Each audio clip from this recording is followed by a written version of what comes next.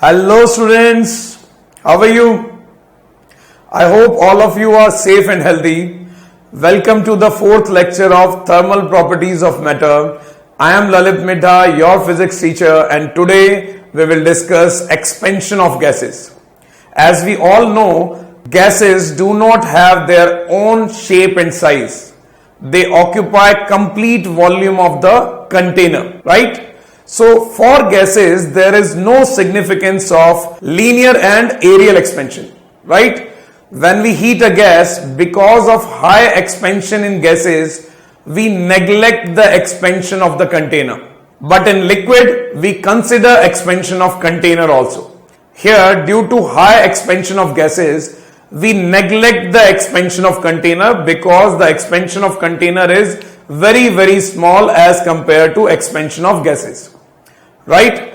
If we increase the temperature of the gas, then volume of the gas and pressure of the gas both will change simultaneously. So here we have to see two different variables, volume of the gas and pressure of the gas. Generally, we discuss only one variable at a time, keeping the other variable constant. Suppose if you want to discuss volume of the gas, then we will keep pressure constant. If you want to discuss pressure of the gas, then we will keep volume constant. So here we have two different type of coefficients for gases. First is volume coefficient of gas represented by alpha. This is not linear expansion, right? This is volume coefficient of gas keeping pressure constant. So we will keep one variable constant and we will see the effect on other variable, and the coefficient is alpha. So this is the volume of the gas V1 at T1 degree Celsius, lower temperature. When we increase the temperature, when we heat it, then volume of the gas will increase, keeping the pressure constant, and temperature is, let us suppose, T2, right? Now what is alpha? Alpha is V2 minus V1 divided by V1 into T2 minus V2 into T1. You have to remember this formula. This is volume coefficient of gas keeping pressure constant. Right? And what is the unit of alpha? This is change in volume and this is volume into temperature. So volume will cancel out. Unit will be 1 by temperature or 1 by degree Celsius or 1 by Kelvin. If we take initial temperature 0 degree Celsius, then initial volume will be equal to V naught. V naught means at 0 degree Celsius. And final temperature T2 as T degree Celsius, then final volume will be Vt. Put the values here. T1 is 0, V1 is V naught, V2 is Vt. So we will get alpha equal to Vt minus V naught divided by V naught into T, because T1 is 0, so V naught into T. This is the value of alpha when we are taking initial temperature as 0 degree Celsius. If you solve this equation, then you will get final volume at T degree Celsius Vt is equal to V naught 0 degree Celsius volume into 1 plus alpha into T. We have to remember this formula also. Right? Now what is the value of alpha? Value of alpha is 1 by 273.15 per degree Celsius, or when you calculate this value you will get 0.00366 per degree Celsius. So this is the value of alpha, and this value will be almost constant for all the gases. For different gases the value is slightly different, but for numericals we will take alpha as 1 by 273.15 or it is 0.00366 per degree Celsius. Right? Now second type of coefficient is pressure coefficient of gas, and it is represented by beta. Here beta is not areal expansion, that is for solid, not for gas. For gas, beta is pressure coefficient of gas, keeping volume of the gas constant. So here we will keep volume constant and we will see the effect on pressure. In the previous case, pressure is constant and we will see the effect on volume of the gas. So here we are keeping volume constant, so volume of the gas is constant. At T1 degree Celsius, pressure of the gas is P1. At T2 degree Celsius, pressure of the gas is P2. Now what is the value of beta? Beta is P2 minus P1 divided by P1 into T2 minus P2 into T1. And the unit is again same. Pressure will cancel out. And we will get per temperature or per degree Celsius or per Kelvin. Right? If T1 degree Celsius is equal to 0 degree Celsius, then pressure P1 will be equal to P0. Pressure at 0 degree Celsius. If T2 degree Celsius is equal to T, then pressure P2 will be equal to PT. Pressure at T degree Celsius. Put these values here. You will get PT minus P0 divided by P0 into T minus PT into 0. So this part will be 0. And we will get PT minus P0 divided by P0 into T. Now solve this for PT, that is pressure at T degree Celsius. So its value is P0 1 plus beta into T, that is pressure at T degree Celsius. And what is the value of beta? Beta value is exactly similar to alpha value. And its value is 1 by 273.15 per degree Celsius, or it's 0.00366 per degree Celsius. And it is almost constant for all the gases. The value will be slightly different for different gases, but for numericals we have to use these values of alpha and beta, right? Next, let us see the difference between ideal gas and real gas. What is ideal gas? Ideal gas is a hypothetical concept of gas. In reality, we don't have any gas which behave as ideal gas, right? It is like ideal human being, but practically we are not ideal, right? In the similar manner, we have perfect gas or ideal gas and real gas or practical gas. First point is the ideal gas has point size molecules. Here the size of the molecules for ideal gas should be point or very small. But in practical gas or in real gas, we have finite size of molecules. Second, at absolute zero, an ideal gas remain in gaseous state, right? Absolute zero means the minimum temperature at which the heat energy of the body is completely equal to zero, right? It is 0 Kelvin temperature or minus 273.15 degrees Celsius. So at this temperature, this gas remain in the gaseous state, but real gas will convert into liquid. So as we decrease the temperature of the real gas, at one point before reaching the absolute zero, it will convert into liquid, right? Third point, intermolecular forces are absent among the ideal gas molecules. That means there is no interaction between the molecules of ideal gas. But in practical case, there is interaction between the two molecules of real gas. So there are some interaction forces between the molecules for real gas. But for ideal gas, there is no force between the two molecules. Next, total internal energy of ideal gas is only due to the kinetic energy of the molecules. It is only due to the kinetic energy of the molecules is equal to total sum of kinetic energy of all the molecules. But in practical case, because there is some interaction between the two molecules, so there is potential energy also. Here, potential energy of the molecules is equal to 0. For ideal gas, there is no interaction between the two molecules, so potential energy of the molecules is equal to 0 for ideal gas. But here potential energy of the molecules is not equal to 0. Why? Because there are some intermolecular forces. So that is why total internal energy of a real gas is equal to sum of the two. Interaction between the two molecules and their kinetic energy of the molecules. So it is sum of potential energy plus kinetic energy of all the molecules. Next is real gases can behave as ideal gas at low pressure and at high temperature. So real gas can behave as ideal gas at low pressure and at high temperature, right?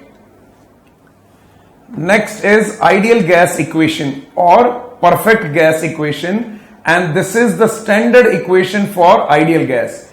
Each and every ideal gas will follow this condition, right? And the condition is PV equal to nRT, where P is the pressure, V is the volume, T is the temperature in Kelvin, right? What is N and R? N is number of moles. What is the meaning of number of moles? It is the amount of gas, and its value is mass of gas divided by molecular mass of the gas. So M divided by Ma. Ma is molecular mass, capital M is mass of the gas. It is also equal to number of gas molecules, N, divided by Avogadro number of molecules, that is Na. So N divided by Na, M divided by Ma is equal to number of moles. R is universal gas constant, and its value is constant for all the gases. Its value is 8.317 joule per mole per Kelvin. In terms of erg, that is CGS unit, it is 8.317 into 10 raised to power minus 7 erg per mole into Kelvin. In terms of calories, it is 1.98 calorie per mole per Kelvin. Right? We have to remember this data. And this is the standard equation for ideal gas. Let us see the other form of ideal gas equation. This is PV equal to nRT. nRT I can write it as M divided by Ma. So N means number of moles, that is mass of the gas divided by molecular mass, M divided by Ma into R into T.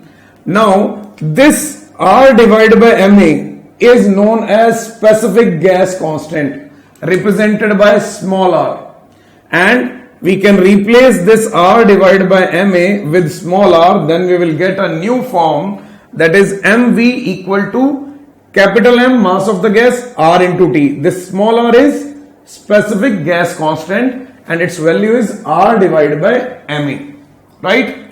Third form, PV equal to N divided by Na RT. What is N divided by Na? Again, number of moles. So N divided by Na is number of moles. R by Na is known as K. K is Boltzmann's constant. So we can write this equation as PV equal to NKT. N is number of gas molecules. K is Boltzmann's constant. And its value is R divided by Na. Because R and Na both are constants, so we will get a constant value, that is 1.38 into 10 raised to power minus 23 joule per Kelvin, right? Again, we have to remember this data and this data, right?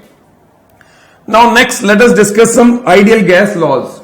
First law is Boyle's law, and it is also known as isothermal condition. Isothermal means constant temperature. Boyle's law means constant temperature condition.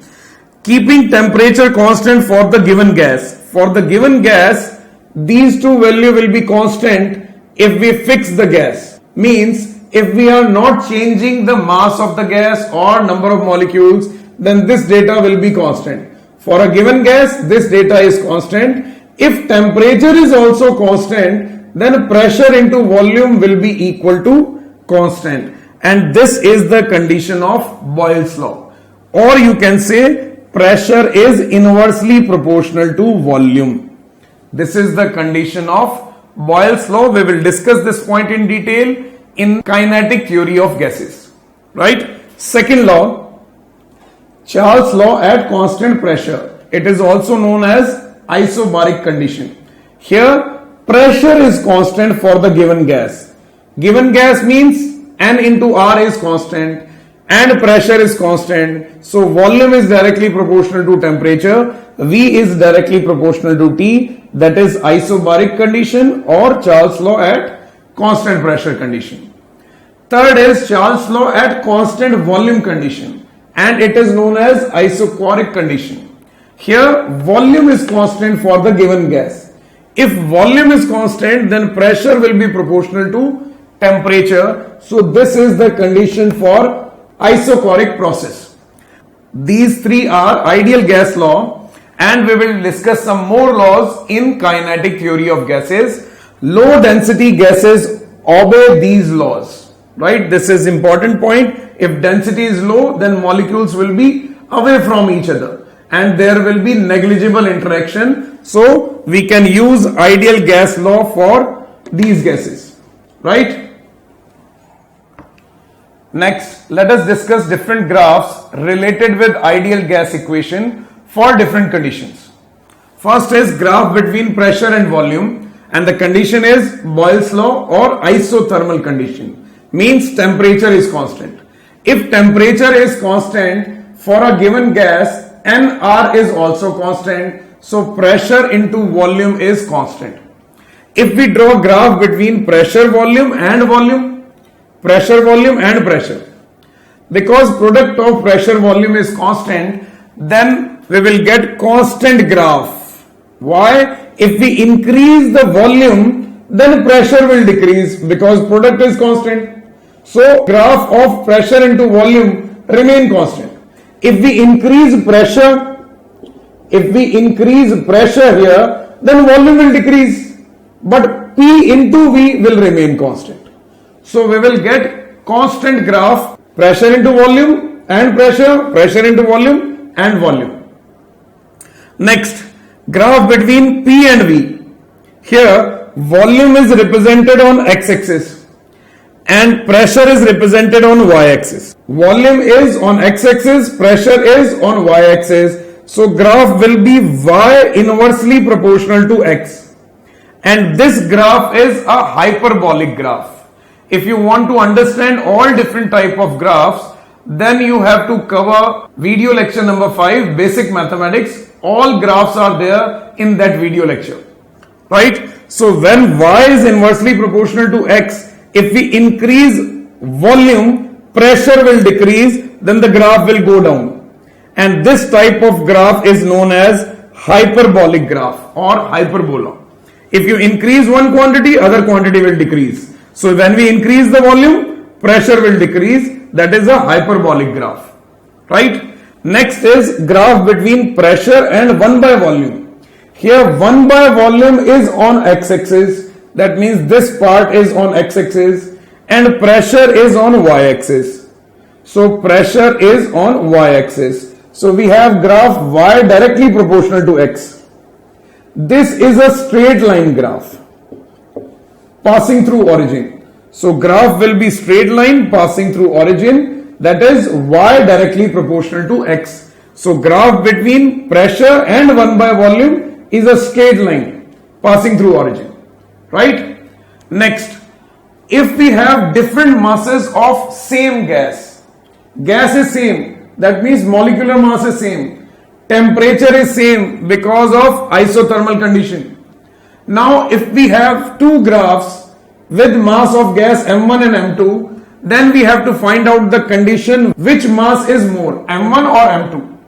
We have PV equal to nRT, where N is mass of the gas divided by molecular mass, right? So here these terms are constant. So PV is directly proportional to M, or P is directly proportional to M by V. We have three different variables here, P, M and V.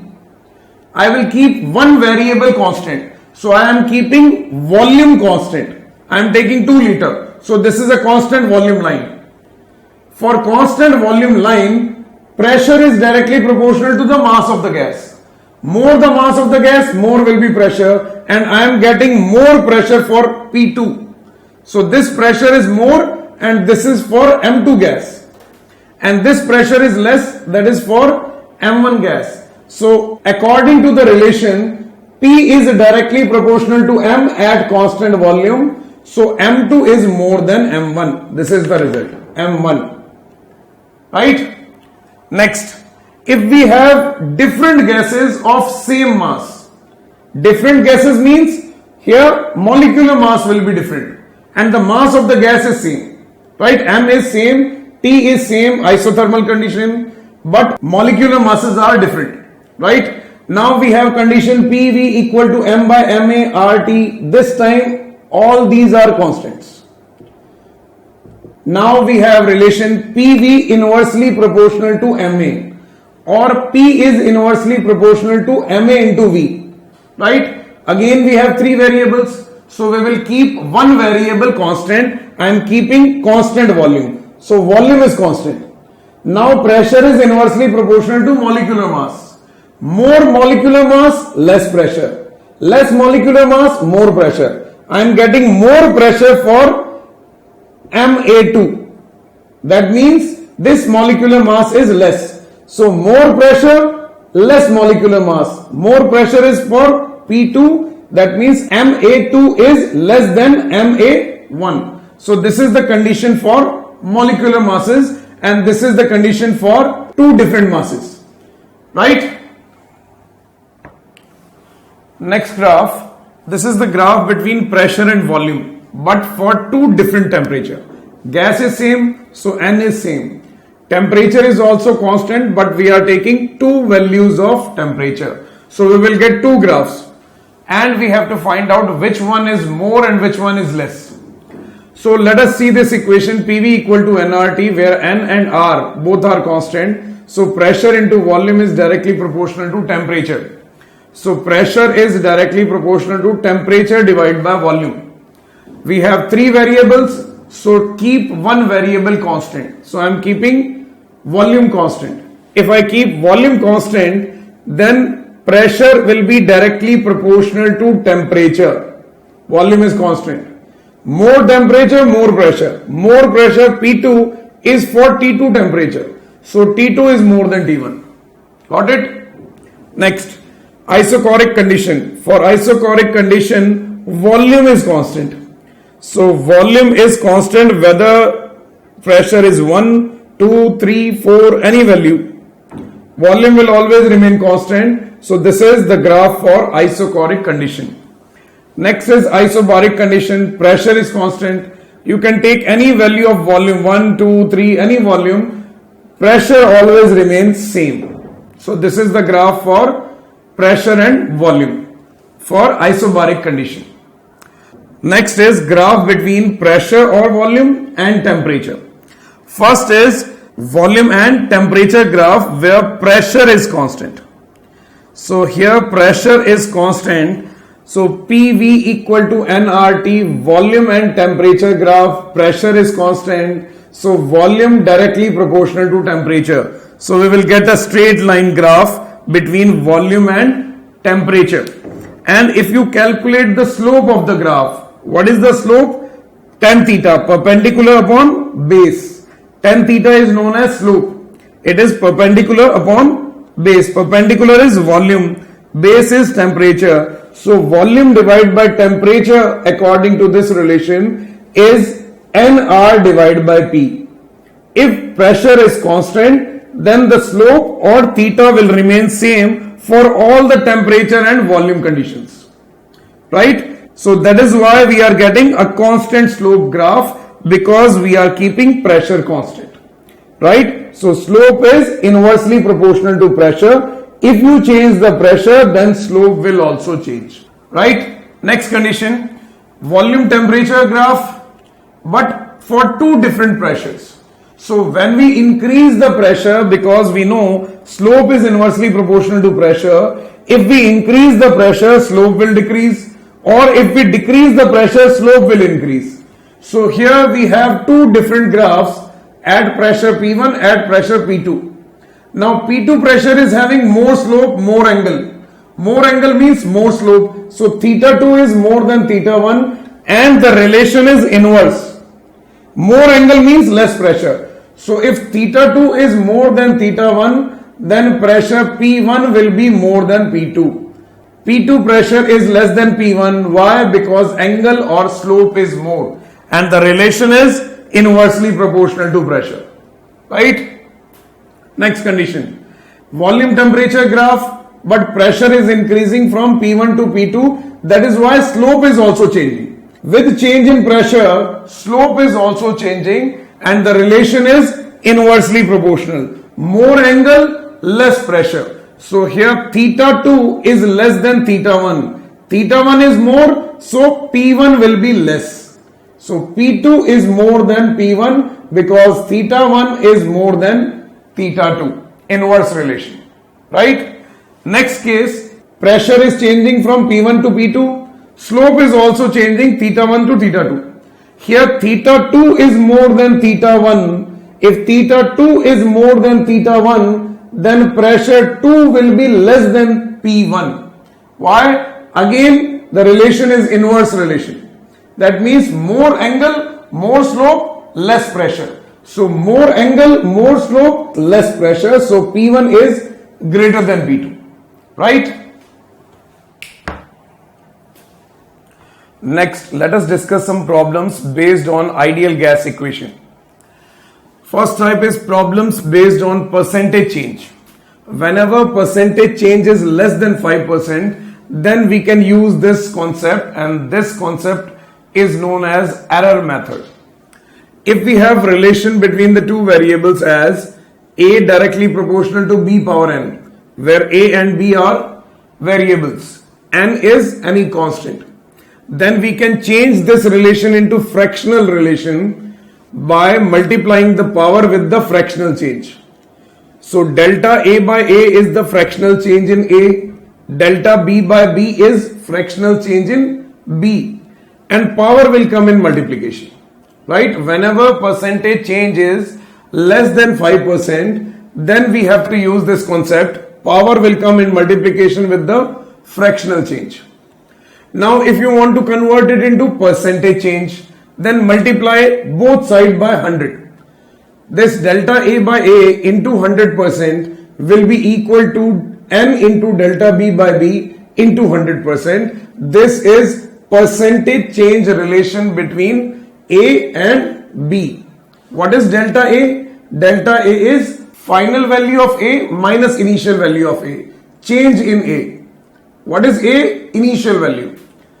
Delta B is final value of B minus initial value of B divided by original value into 100%. This is percentage change relation. Power will come in multiplication. Right? Second type of relation, A power P into B power Q is proportional to C power R. So here these two are in multiplication. Right? So when you convert this into fractional change, power will come in multiplication, and A and B are in multiplication, but in fractional change you have to write in addition. So P into power will come in multiplication, P into delta A by A plus, instead of multiplication you have to write addition. Q will come in multiplication, so Q into delta B by B is equal to R into delta C by C. So this is a fractional change relation. If you multiply both sides by 100, it will convert into percentage change. Right? So let us see some problems. A given amount of gas is heated till the volume increases by 3%. So percentage change in volume is given to you. And pressure increases by 2%. So pressure change is also given to you. The percentage change in the temperature of the gas is nearly equal to, then we know PV is equal to nRT is the standard equation of the gas, known as ideal gas equation. Pressure, volume, both are in multiplication. N and R, they are constant for the given gas. So you can write P power 1, V power 1 is proportional to T power 1. So you have to form fractional change relation. Multiply it by 100, it will convert into percentage change. So delta P by P into 100% plus delta V by V into 100% is equal to delta T by T into 100%. This is percentage change in pressure. This is percentage change in volume. Both are given to you. Right? This is percentage change in volume, 3%. Percentage change in pressure, 2%. Put it here.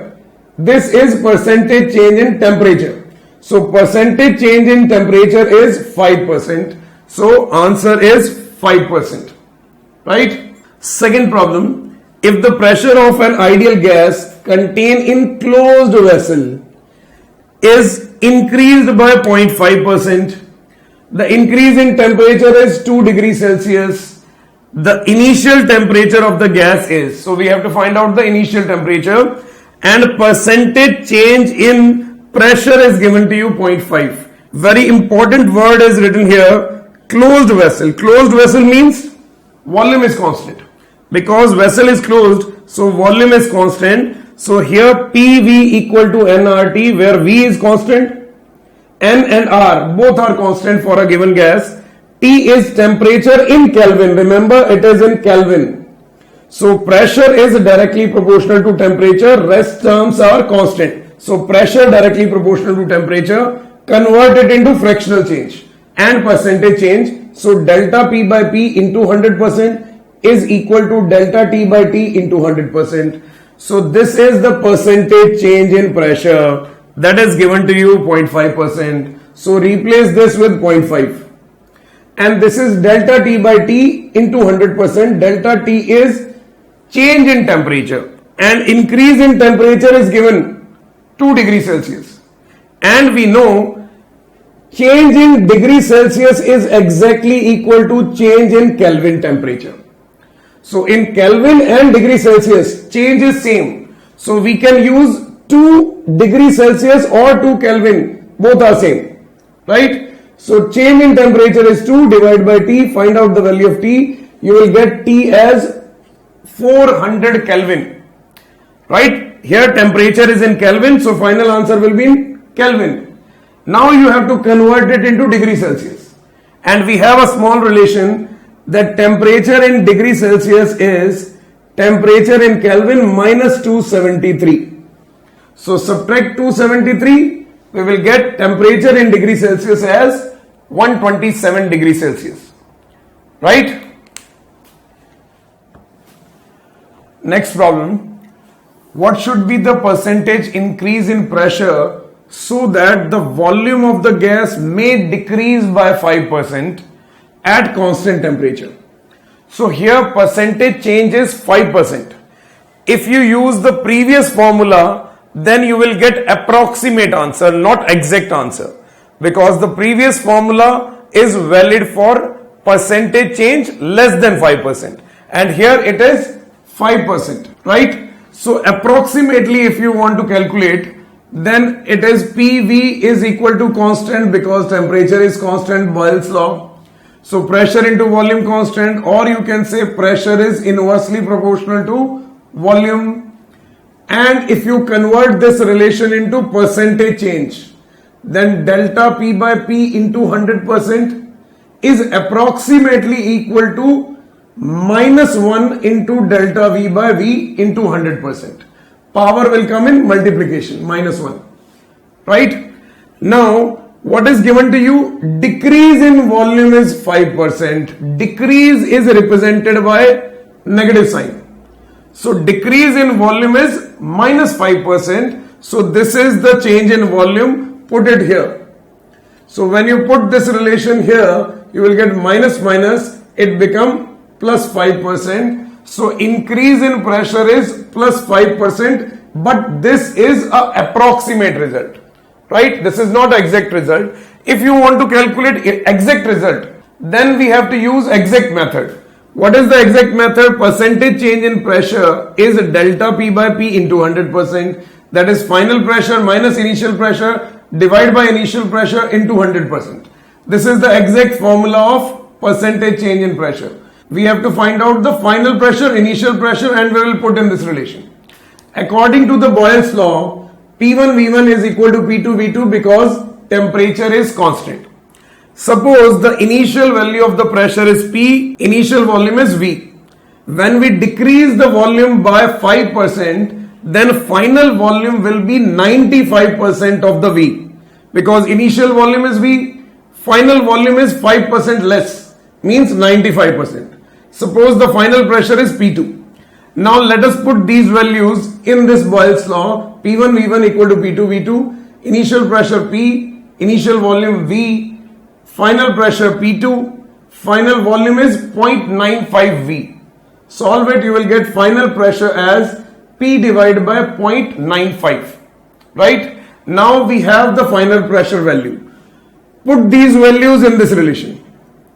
So P2 is P divided by 0.95 minus P1. P1 is initial pressure P divided by P1. P1 is initial pressure P into 100%. Now solve it. This P will cancel out because it is common in numerator and denominator. So it will cancel out. When you solve it, you will get 0.5 divided by 0.95 into 100%. And when you solve it, you will get 5.26%. This is the exact percentage change. This is approximate. You have to check in the option. If both the answers are given to you, then you have to tick this one. Right? Otherwise, if only one is given to you, then you can use the approx relation also. 5% is the answer. Right? Next, second question. An ideal gas is expanding such that P square T is equal to constant. So this relation is given for an ideal gas. The coefficient of volume expansion of the gas we have to find out. What is coefficient of volume expansion? It is delta V by V into delta T. So we have to find out this value of gamma. Right? Now we have an ideal gas. For ideal gas, this is the standard equation, PV equal to nRT, and we have to find out the value of gamma. Gamma is a relation between volume and temperature, and here we have relation between pressure and temperature.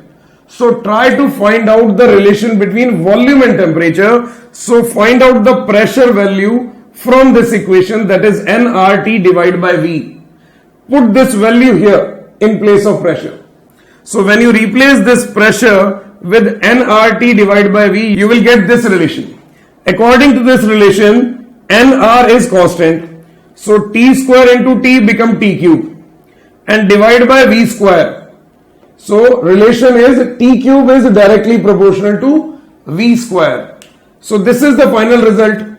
Now change it to the fractional form, because here we have fractional form delta V by V. So change this relation into fractional form. Power will come in multiplication. So 3 into delta T by T is equal to 2 into delta V by V. Find out delta V by V divided by delta T. So move this delta T here to in this denominator. So we will get T divided by 2T is equal to delta V by V into delta T. This is the value of gamma or coefficient of volume expansion. Right? Next, let us see some numericals. First is, during an experiment, an ideal gas is found to obey additional law Vp square equal to constant, volume into pressure square equal to constant. The gas initially at temperature T, volume V. When we double the volume, then what is the temperature? This is the question. So we have to find out relation between volume and temperature. Right? In PV equal to nRT, because it is an ideal gas, we have relation between pressure, volume and temperature. And the given relation is volume into pressure square equal to constant. So we don't need pressure, we need relation between temperature and volume. So let us replace this pressure with the help of this equation. So V is equal to nRT divided by V. Put this value here. So when you put this value here, what you will get? V into nRT divided by V whole square. That means T square and V square. One V will cancel out. So we will get T square by V is equal to constant, or you can say T is proportional to under root V. Now we have a relation T2 by T1 is equal to under root V2 by V1. Same relation. Volume V2 is 2V, double volume. V1 is V volume. T2 we have to find out. Initial temperature is given to you T. So T2 by T is equal to under root 2V by V. So value of T2 is root 2T. Right? Next, two gases A and B having same pressure and volume and temperature T. So we have two gases A and B, both are having same pressure, same volume and same temperature. They are mixed. If the mixture has volume and temperature as V and T, that means we will mix these two gases, volume will remain V and temperature will remain T. Then what is the pressure of the mixture? This is the question. So we have two gases A and B, pressure P, volume V, temperature T. So both the gases are having same volume, same pressure, same temperature. Now we will put these two gases in a single container of same volume V, and we are keeping same temperature T. right? So temperature is same, volume is same, but pressure will change according to PV equal to nRT relation. What is the condition of this question? That we are mixing these two gases, the amount of gas will remain same. What is the meaning of amount of gas? Amount of gas means number of moles of the two gases will remain same in this single box, right? Here if we have number of moles Na in this box and number of moles Nb in this box, then in this single box we will have total number of moles equal to Na plus Nb, because there is no leakage of gas. The same amount of gas is present in this box. So total number of moles in this box will be equal to the number of moles of these two boxes. So what is the number of moles in A box? It is PV equal to nRT. So N is PV divided by RT. Similarly, number of moles in B box, PV divided by RT. Now what is the total number of moles? Total number of moles is new pressure into volume divided by RT. This T will cancel out. Similarly, volume will cancel out. What we will get? We will get total pressure is equal to 2P. That is our answer. So here, if there is no leakage of gas, then total number of moles will remain same when we mix these two gases, right? Next problem. In this problem, we have a vessel filled with ideal gas, and the pressure of the gas is 20 atmospheric, temperature of the gas is 27 degrees Celsius, and half of the mass of the gas is removed from the vessel and temperature of the gas is increased to 87 degrees Celsius. At this temperature, we have to find out the new pressure, right? So for PV equal to nRT equation, ideal gas equation, we have to use temperature in Kelvin. So it is 27 degrees Celsius, convert it into Kelvin. So the initial temperature T1 is 273 plus 27, that is 300 Kelvin. So now we have the initial temperature 300, pressure given to you 20 atmosphere, mass is, let us suppose, m, mass of the gas, temperature is 300 Kelvin. Now half mass of the gas is removed. So what is the remaining mass? M by 2. Volume of the vessel is same, no change in volume. Temperature they are giving 87 degrees Celsius, add 273. We will get 360 Kelvin, right? New pressure in this gas we have to find out. So we have to find out P2. I am using ideal gas equation two times. First, P1V is equal to M by M RT. M is mass of the gas, capital M is molecular mass, right? Pressure known to us, temperature known to us, volume is unknown, that is same, that will not change. Now use the equation for the second case. In second case, mass is half, so M by 2. Pressure is new, P2. But volume of the vessel is same, V. Temperature is new, T2, right? Divide these two equations. Second divide by first. So we will get P2 by P1 equal to T2 divided by 2T1. What is P2? P2 is P1 into T2 divided by 2 into T1. What is P1? 20 atmospheric. What is T2? 360 Kelvin. What is T1? 300 Kelvin. Put in this relation and solve it, you will get 12 atmosphere final pressure. Next question. The glass vessel contain air at 60 degrees Celsius. To what temperature must be heated to expel 1/3 of the gas? The pressure remain constant, neglect the expansion in the vessel. So we have to find out the final temperature so that 1/3 of the gas is out of the vessel. So volume of the vessel is same. So PV equal to M by M RT. Volume is same, pressure is also same. So mass of the gas is changing, temperature is changing. So M into T is constant, right? M into T is constant. In first case, mass of the gas is M. Temperature is given to you 60 degrees Celsius. I told you, you have to use in Kelvin. So 273 plus 60. Finally, we have only 2/3 mass. 1/3 is already removed. So 2/3 mass of the gas into T2. Now solve it, mm will cancel out and we will get T2 as 499.5 Kelvin because we are using unit Kelvin here. But answer they will ask in degree Celsius. So how to convert Kelvin into degree Celsius? Subtract 273. So when you subtract 273, you will get 226.5 degrees Celsius as final temperature. Right? Next point is motion of air bubble in a liquid. This is application of Boyle's law. Means the temperature of the gas present inside the bubble remain constant. We know atmosphere creates pressure on us and the value of this atmospheric pressure is H rho G.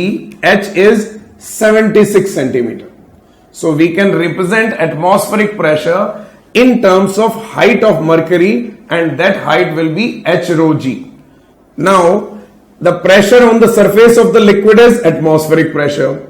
Now if we move below the surface of the liquid at depth H, the pressure is P naught plus H rho G. This H rho G is the pressure due to the weight of the liquid present in this depth H. Pressure increases with depth in a fluid. As we move inside the fluid, the pressure will increase due to the weight of the fluid. As we move up, then pressure will decrease due to less weight. H rho G is the pressure due to the weight of the fluid. So this H rho G is the pressure due to this weight. And P naught is the pressure created by atmosphere. And P naught is atmospheric pressure and its value is 76 centimeter of Hg, that is represented by capital H. Now when air bubble will move from the bottom of the lake to the surface, then temperature remain constant. When air bubble rises from bottom to the surface of the lake, temperature is constant. If temperature is constant, that means P1 V1 is equal to P2 V2, Boyle's law. As we go up, pressure will decrease. If pressure will decrease, then the second part, volume will increase. Right? Because the product is constant. As we go up, pressure will decrease and volume will increase. So if this bubble will go up, then the volume of the bubble will increase. Right? Its pressure decreases and the volume of the bubble increases because the product is constant. Pressure at the bottom of the lake is P naught plus H rho G. H is the depth. Volume is 4 by 3 pi r cube. R is the radius. When this bubble reaches the surface of the liquid, then its radius become capital R. Pressure become P naught, atmospheric pressure. So volume of the bubble is 4 by 3 pi capital R cube.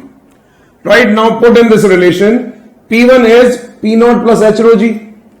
Volume is V1 4 by 3 pi r cube. P2 is pressure at the surface, P naught. V2 is volume of the bubble 4 by 3 pi capital R cube. Now in some conditions, they will give you volume become n times, then V2 will be n times of V1. Put this value here and solve it. In some cases, they will say radius become n times. Then put the value of capital R equal to n into small r and solve this equation. All the numericals for motion of air bubble will be based on these two equations. Either they will give you volume relation or they will give you radius relation. So you have to use these two equations for numericals based on motion of air bubble in a lake. Right? Next, let us see the second application of Boyle's law, that is Quill tube. This tube is used to verify Boyle's law. A Quill tube is a capillary tube with narrow uniform bore with one closed end. So this is a tube with very small area of cross section and one end is closed.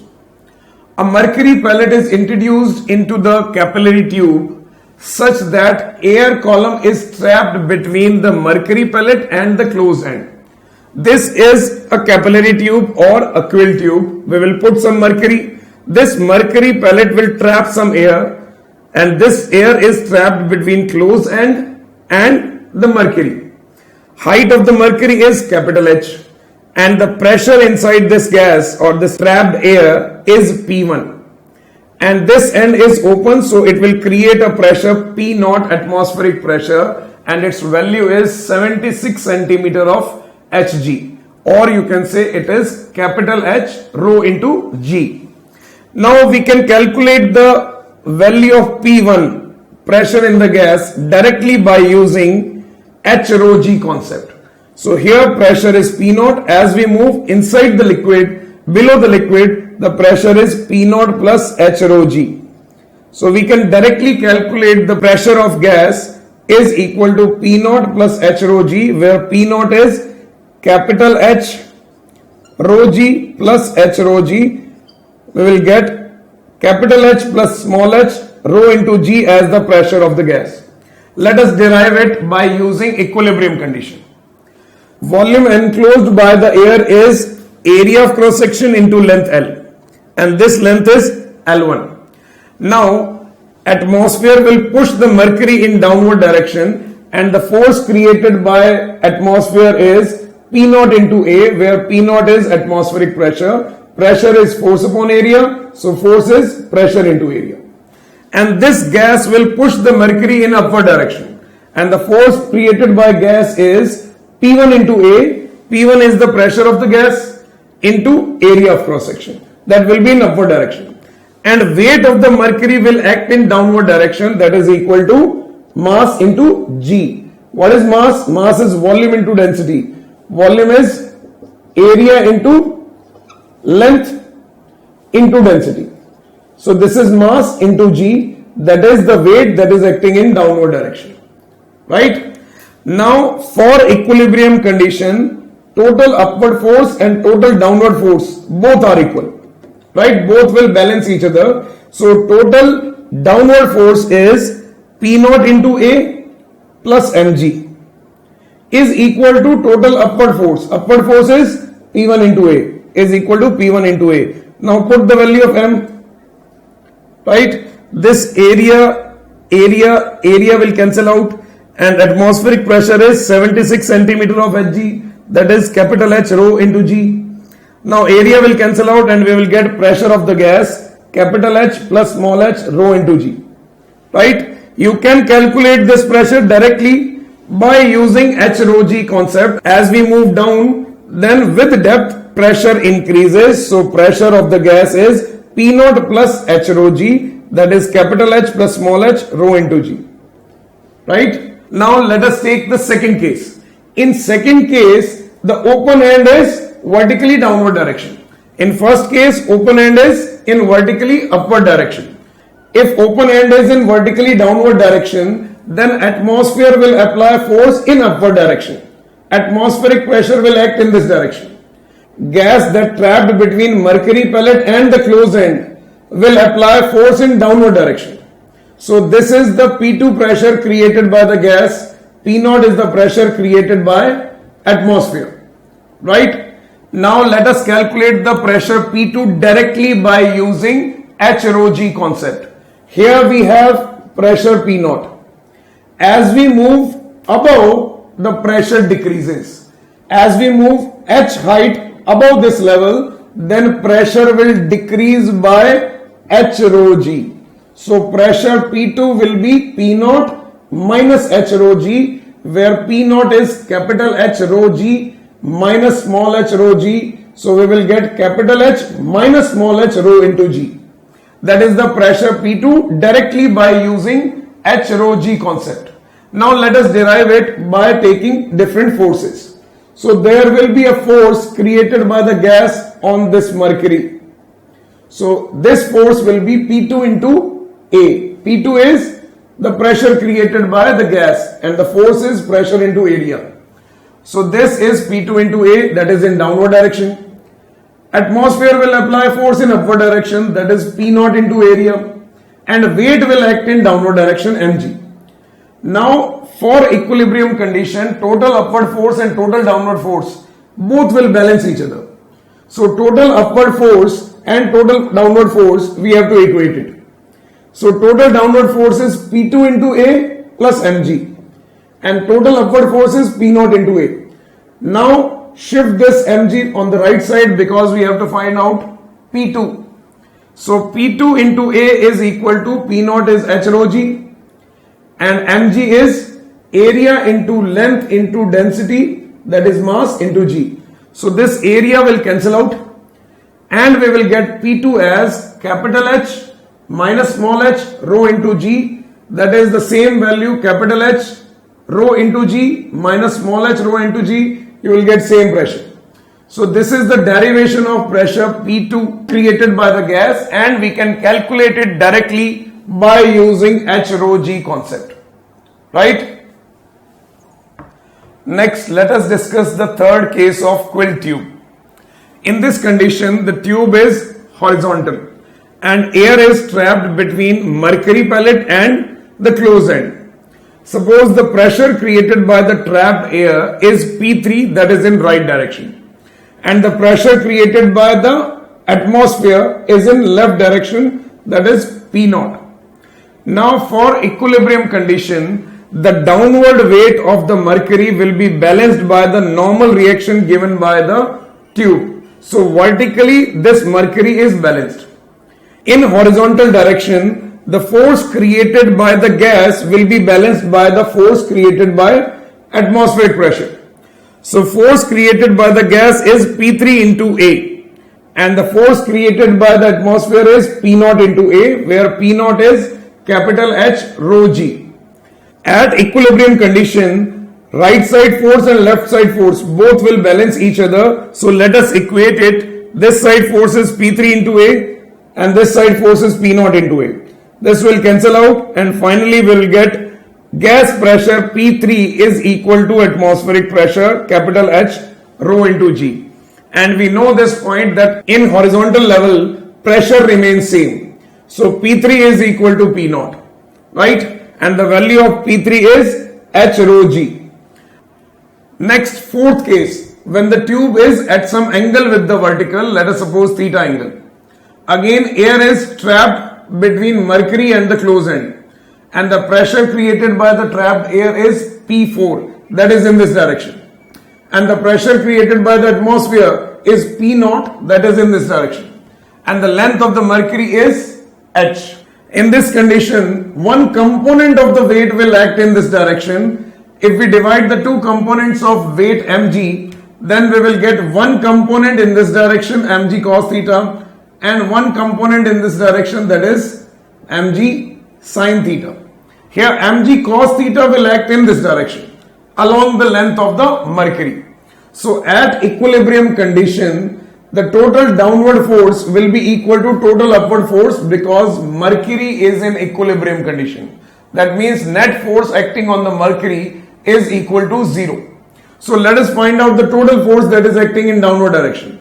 That is force due to atmosphere P0 into A plus weight of the mercury that is acting in this direction mg cos theta, and that will be balanced by the force applied by the gas, that is P4 into A, right? This A will cancel out when you put the value of mass. What is mass? Mass is volume into density. Volume is area into length into density, right? So this area will cancel out. We will get P4, that is the pressure of the trapped air, is P0 plus H rho cos theta into G, where P0 is capital H rho into G. Put this value here, rho g will be common, and we will get h plus small h cos theta into rho into g as the pressure of the gas trapped in this Quill tube at an angle theta. We can calculate this pressure directly by using h rho g concept.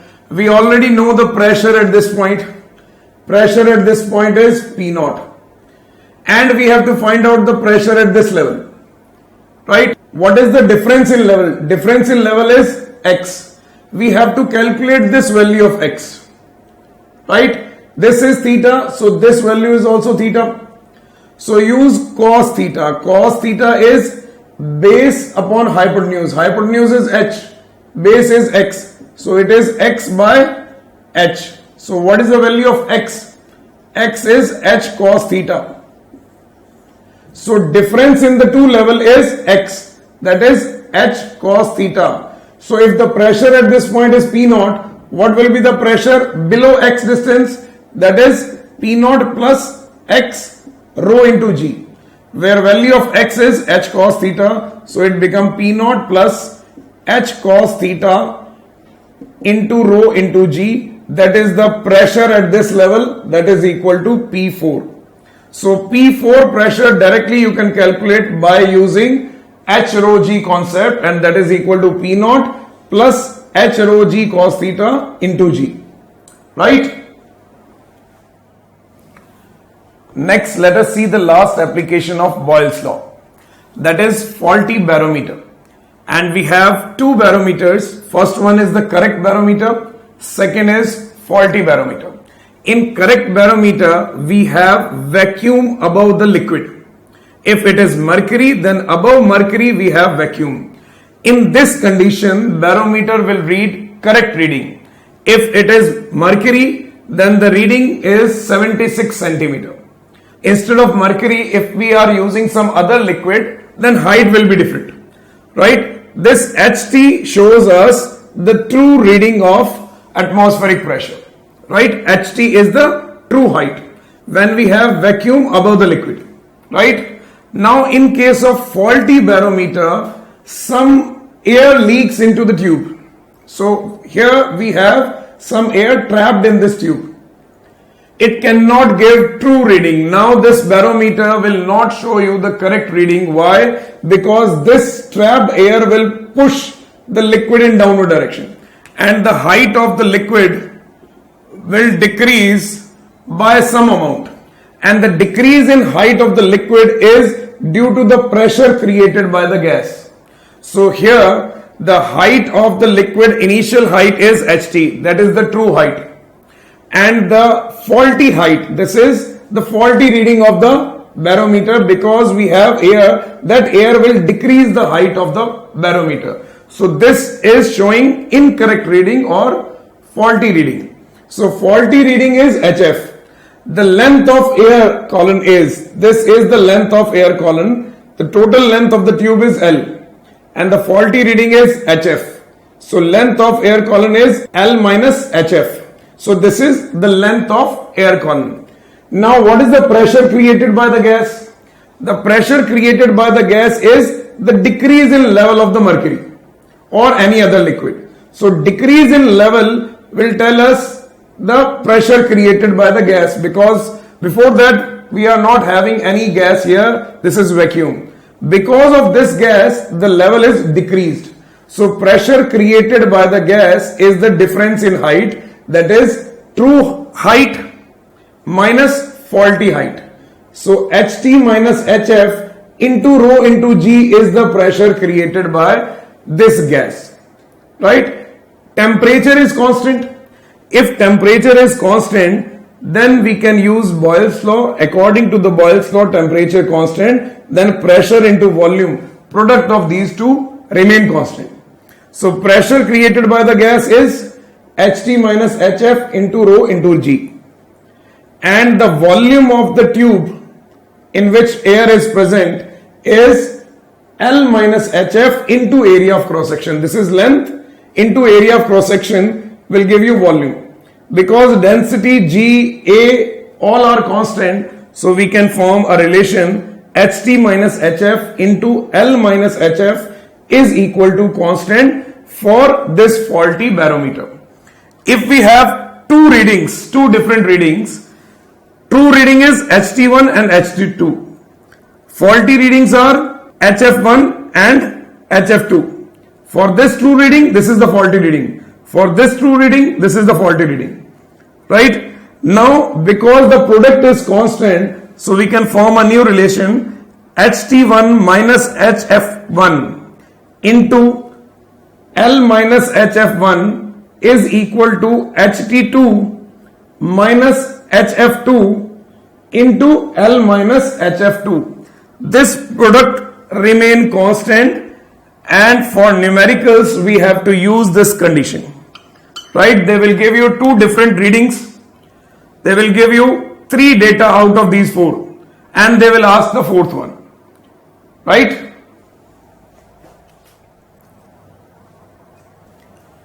Next, let us see some problems.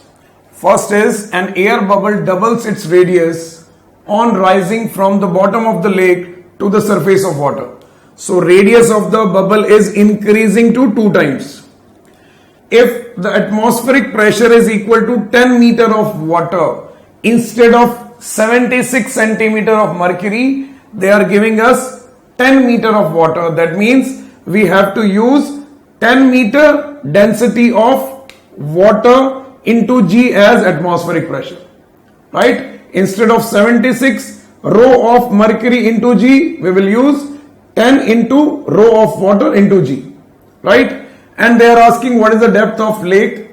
T remain constant, right? So as this bubble will go up, pressure will decrease, because with depth pressure increases, with height pressure decreases. So pressure will decrease, so volume is increasing from 4 by 3 pi r cube to 4 by 3 pi 2 r cube. What is the pressure at the bottom? It is P naught plus H rho G. And what is the pressure on the surface? It's P naught, that is 10 rho G, right? Now because temperature is constant, we can use Boyle's law, that is P1 V1 is equal to P2 V2. What is P1? It's P naught plus H rho G. What is V1? 4 by 3 pi r cube.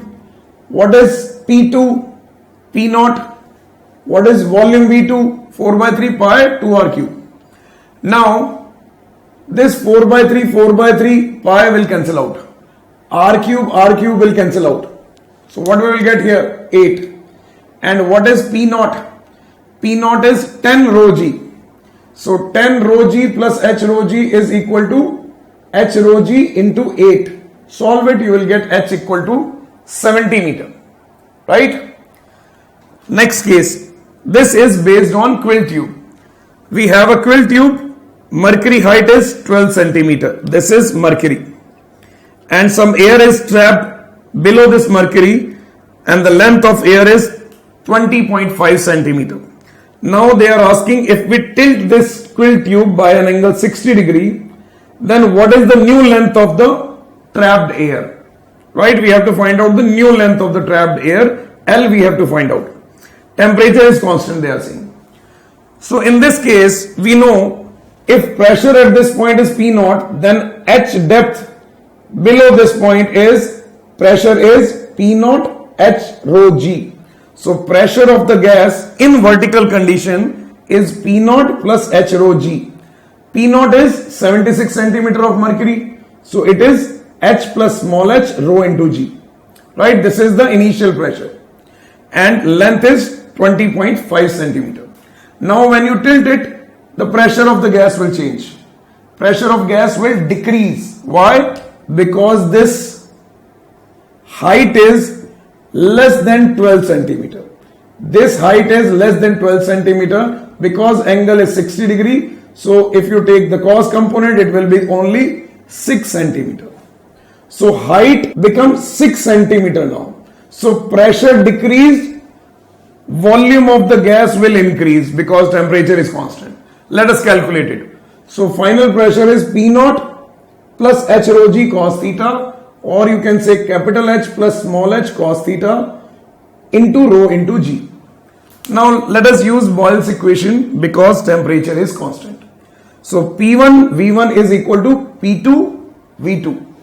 P1 is P naught plus H rho G, that is capital H plus small h rho into G. So capital H small h rho into G.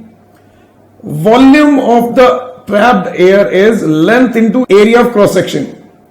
Length is 20.5, area is A. Now new pressure is P2. So that is H plus H cos 60 rho into G into length is L into area of cross section. So final volume is length L into area of cross section. A will cancel out, rho G will cancel out. Put the value of capital H 76 centimeter, H is 12 centimeter and length is 20.5, and here we have 76 plus H cos 60, H is 12, so cos 60 is this length, that is 6 into L. If you solve this equation, you will get L equal to 22 centimeter. 22 centimeter means now the length of the air increased. Why?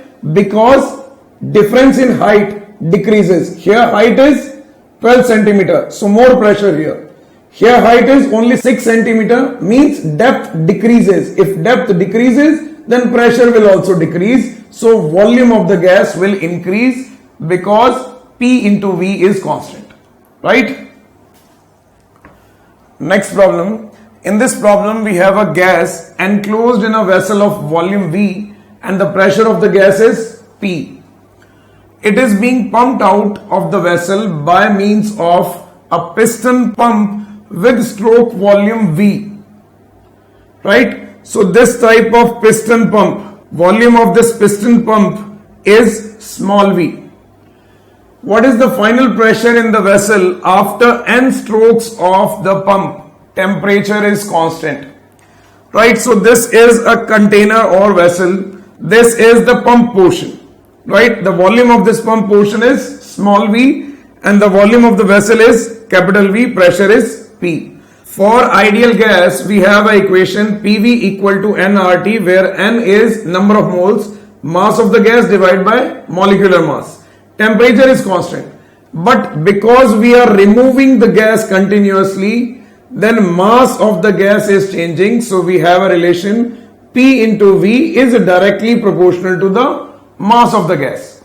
Right? Now starting off first stroke, we have V volume, pressure P, and the stroke volume is V, small v. Now during first stroke, we will pull this piston in the right direction. So this volume V will go inside the container. So the total volume becomes capital V plus small v and the pressure is P1 because volume is changing. So pressure become P1. So according to the condition P1 V1 equal to P2 V2, because number of moles are still same in this process, right? So P into V is equal to P1 into V plus V. So what is the pressure? P1, pressure P1 is P into V divided by V plus small v power 1. So this is the pressure when the piston is on the right extreme. Now when we push this piston towards the left side, it will remove some gas from this container, right? So we will get the same volume V again, but the amount of gas is decreased. Volume is same, amount of gas is decreased, so pressure will remain same P1, not P. If the amount of gas is same, then pressure become again P. But some amount of gas is removed, so pressure become P1. Now this is the end of first stroke. Now let us see about the second stroke. In second stroke, again we will pull this piston in right direction. Again there will be increase in volume. Because till now mass is same, temperature is same, so we can use P1 V1 equal to P2 V2. So P1 into V is equal to P2 into V plus small v. Right? So from this, what is P2? P2 is P1 into V divided by V plus small v. Now we already have the value of P1. P1 is P into V divided by V plus V. Put this value here. We will get P into V divided by V plus V power 2. That is the pressure during second stroke. When you push this piston towards left side, pressure will remain same because of release of gas again. Right? So pressure is P2 at the end of second stroke.